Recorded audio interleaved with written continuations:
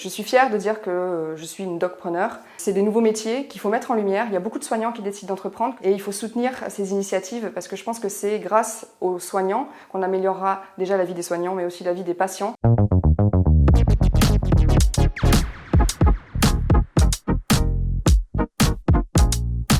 Quand j'étais anesthésiste, je parle au passé même si je le suis encore bien évidemment, j'ai pu faire deux constats pendant ma carrière. Le premier constat, ça a été ce sentiment un petit peu de frustration d'arriver toujours trop tard avec la maladie déjà installée. Le deuxième constat que j'ai pu faire, c'est un constat beaucoup plus personnel puisque j'ai été confrontée au diagnostic du cancer d'un de mes proches. Un cancer qui se dépiste assez facilement et qui malheureusement a été découvert à un stade assez avancé. Et je me suis rendu compte que le dépistage, qui est un des moyens de lutte les plus efficaces pour lutter contre le cancer, n'atteignait pas les objectifs et ce depuis de nombreuses années, puisque sur les 20 millions de dépistages qui sont recommandés chaque année, seulement 9 millions sont réalisés. La première offre, c'est une plateforme digitale qui accompagne simplement et de manière personnalisée et pédagogique vers des parcours dédiés de prévention et de dépistage des cancers pour un dépistage le plus précoce possible. Donc c'est une plateforme web qui propose des recommandations et les dernières actualités en matière de prévention et de dépistage des cancers et qui donne accès à des questionnaires médicaux, également à des conseils de prévention personnalisés, un annuaire de professionnels de santé et bien sûr des rappels pour ne rien oublier. Et la deuxième offre, ce sont des ateliers de prévention que nous proposons aux entreprises et aux collectivités. Le cancer du sein, le cancer du col de l'utérus et le cancer colorectal. Et d'ici la fin de l'année, nous proposerons également un parcours pour le dépistage des cancers cutanés. L'objectif, c'est que le plus grand nombre puisse en bénéficier et pour cela, nous nous adressons aux mutuelles, aux assureurs, mais également aux entreprises et aux établissements de santé pour les soignants.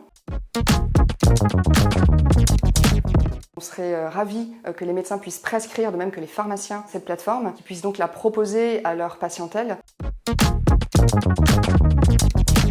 Malheureusement non, c'est pas assez, puisque encore une fois, moins d'une femme sur deux se fait dépister, donc pour le sein et le col de l'utérus, et moins d'une personne sur trois finalement pour le colorectal. L'idée aussi, c'est que ce qui est proposé en termes de dépistage organisé par l'assurance maladie ne concerne que des tranches d'âge cibles. Il n'y a pas forcément d'informations personnalisées pour des gens plus jeunes. On veut vraiment démystifier, désacraliser, démocratiser le sujet tabou du cancer et du dépistage et rendre accessible le dépistage. Et donc en apportant suffisamment d'informations et de manière ludique, je pense qu'on peut parler au plus grand nombre et notamment aux jeunes. J'ai toujours voulu être utile, aider les autres. J'avais l'impression qu'en faisant de la prévention et en agissant en amont, avant que la maladie ne s'installe, je serais plus utile. Et aussi, bien sûr, en intégrant des réseaux de femmes, parce qu'on est plus forte quand on est ensemble. Donc, Femmes de Santé, Femtech France, et aussi être ambassadrice French Care, pour moi, ça me permet de parler plus haut, plus fort, et éventuellement aussi de pouvoir fédérer plusieurs actrices à mes côtés. Je me suis formée, j'ai été coachée, j'ai été accompagnée. Je ne suis pas seule dans cette aventure, j'ai une équipe aussi à mes côtés. Dans cette routine finalement du quotidien, j'ai intégré beaucoup de yoga et de méditation. Et donc ça m'aide à supporter un petit peu l'ascenseur émotionnel qu'on peut avoir quand on entreprend. Et finalement, je pense que c'est une aventure qui est beaucoup plus stressante que l'anesthésie-réanimation, malgré tout. Mais qui est beaucoup plus enrichissante, beaucoup plus stimulante, beaucoup plus épanouissante. Je pense que c'est particulièrement compliqué pour plusieurs raisons. Être une femme, être en âge de procréer, oui, il faut le dire. Être seule, pas d'associé. Et être médecin, donc pas de notion d'entrepreneuriat. Je suis fière de dire que je suis une docpreneur. C'est des nouveaux métiers qu'il faut mettre en lumière. Il y a beaucoup de soignants qui décident d'entreprendre et il faut soutenir ces initiatives parce que je pense que c'est grâce aux soignants qu'on améliorera déjà la vie des soignants mais aussi la vie des patients.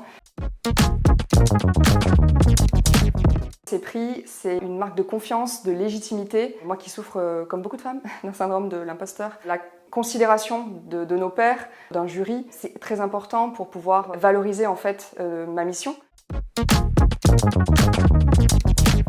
Je travaille encore en tant qu'anesthésiste réanimateur, on va dire que c'est pour le plaisir.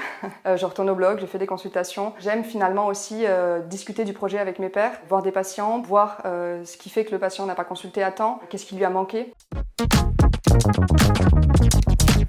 Dépistez-vous!